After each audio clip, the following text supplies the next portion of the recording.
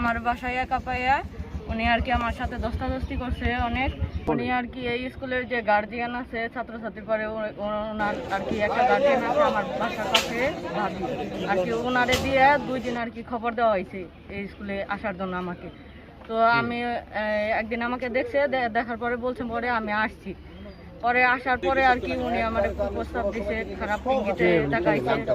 Abdul Alim master এই খৈচাদানির প্রধান শিক্ষক।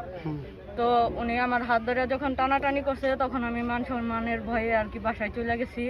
তো তার 2 দিন পরেই উনি আমার বাসায় গেছে বিকালের দিকে, যখন আমার বাসায় কেউ থাকে না। তো আমার বাসায় একা পাইয়া উনি আর কি আমার সাথে দস্তাদস্তি করছে অনেক।